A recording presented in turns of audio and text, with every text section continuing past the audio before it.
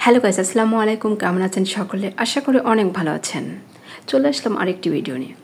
এই তো দেখতে পাচ্ছেন আমার শখের মুরগি। শখ করে মুরগি কিনছিলাম বাসায় পুষবো বলে, কিন্তু মুরগি বাইরে চলে গেলেই হারাই যায়। কে যেন খেয়ে ফেলে, যে কী যে হয়ে যায় আমি নিজেও জানি না। তো আজকে সকাল সকাল উঠে মুরগিটা বেঁধে রাখছিলাম, এখন একটু জবাই দেব। এই তো জবাই দেওয়া হয়ে গেছে, এখন ছিলে পরিষ্কার করা হয়ে গেছে, এখন কাটবো। চলুন তো দেখি এর ভিতরে ডিম আছে নাকি। কয়েকটা দিন ডিম পেড়েছিল, তারপরে অফ দিয়েছিল। এই তো কাটার পর দেখছি এর ভিতরে কত সুন্দর ডিমে ভর্তি। ডিমগুলো দেখে তো আমার মনটা খুবই খারাপ। কেন যে মুরগিটা জবাই দিলাম, থাকলে মনে হয় ডিমগুলো খেতে পারতাম। আর দেখেন মাংসের কালারটা কত সুন্দর, ফ্রেশ, আর অনেকটাও তেল আছে। আজকে বাইরে খোলা পরিবেশে বসে মুরগিটা কাটলাম। চলুন কাটাকাটির পর্ব শেষ, এখন গিয়ে রান্না শুরু করে দেই। তো আমার এদিকে মুরগি সুন্দরভাবে পরিষ্কার করে ধুয়ে নেওয়া হয়ে গেছে। এখন সব মশলা দিয়ে কড়াইয়ে বসায় দিয়েছি এবং সবগুলো মেখে দিব। আচ্ছা, মাখার পর বুঝতেছি এখানে কি যেন দেই নাই, কি একটা মিস করেছি। বলেন তো এখানে কি দেওয়া হয় নাই? আরে আমি তো ভুলে গেছি যে এখানে পেঁয়াজ রসুন দিব, কেটে রাখছি কিন্তু আমার স্মরণই নাই। এটা কোনো কথা? চলেন সুন্দরভাবে মাখাই। তরকারির স্বাদটা অনেকটা নির্ভর করে মাখানোর উপরে।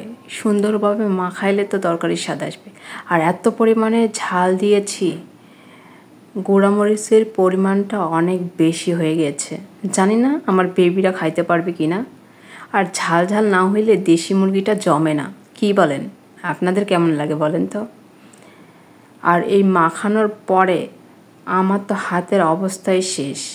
মানে এভাবে তরকারি মাখাইলে আমার হাত পুরোটাই জমে যায়। আর দেখছেন কালারটা কেমন হয়েছে? আমার হাতটাই জ্বলে যাচ্ছে মাখানোতে। আচ্ছা যাই হোক, পানি দিয়ে সুন্দরভাবে বসাই দিলাম। এরপর কিছুক্ষণ জাল করার পর এবারে সুন্দরভাবে কষাইতে হবে। দেশি মুরগি, আবার মুরগিটা একটু বড়, সুন্দরভাবে কষাইতে হবে। আর এদিকে আমি মশলা কষাচ্ছি। এখানে একটা সবজি হবে, মিষ্টি কুমড়া, পেঁপে, আলু, পটল, শাকপাতা, এইসব দিয়ে একটা সবজি বানাবো। মাখা মাখা সবজি হবে। আচ্ছা, আপনারা কি সবজি খাইতে পছন্দ করেন? আমার তো সবজি খাইতে ভীষণ ভালো লাগে। মাংসের পাশাপাশি আজকে একটু সবজি হবে, আর সঙ্গে থাকবে সাদা ভাত। পুরাই জমে যাবে। কি জমবে না? অবশ্যই জমবে। সবজিটাও সুন্দরভাবে কষাইতে হবে। এদিকে চলেন আগে মাংসটা কষাই নেই। এই তো দেখতে পাচ্ছেন যা সুন্দর কালার এসেছে না। কষানো শেষে পানি দিয়ে বসাই দিলাম। দেশি মুরগি আবার বড়, হয়তো সময় লাগবে, তাই একটু বেশি পানি দিয়েছি। জানি না আমার এসব ভিডিও আপনাদের কেমন লাগে। ভালো লাগলে অবশ্যই আমার পাশে থাকবেন। এদিকে আমার রান্না শেষ হয়ে এসেছে। তো আজকের মতো এ ছিল আমার ভিডিও। অবশ্য আপনারা ভালো থাকবেন, সুস্থ থাকবেন। সকলকে আল্লাহ হাফেজ।